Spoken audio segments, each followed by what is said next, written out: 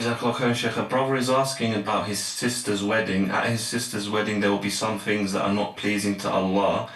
People will not be dressed properly. There'll be certain nasheeds there, and there'll be disaster mixing.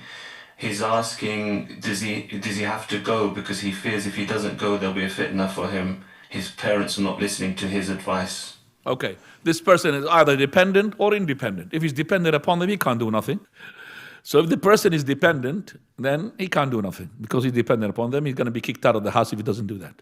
Then he will try to make his best to be away from the haram which is surrounding this wedding as much as he can while he's showing his father that I'm there. But at the same time as well, you could just skip going there to the toilet. I've got stomach ache. You could spend more time in the toilet as well. Okay, you could just go to whatever it is. You could just skip as much. But if you are independent, there's no compromise, akhi. You cannot compromise Allah subhanahu wa ta'ala's commands, that is to keep away from the haram. Listen to the music, haram. Mixing as well, haram. All of that dressed, in the wedding, the women are loose. The wedding, the women are loose.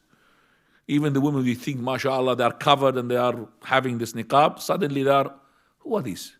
It's coming from somewhere else. So they forget about the niqab and the abaya and everything. They become somebody else, totally somebody else in the wedding.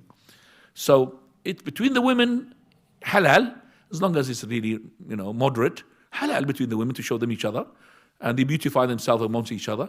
But to beautify themselves in such a way that when they pass to the hall, that men can see them, that's not allowed, ikhwani.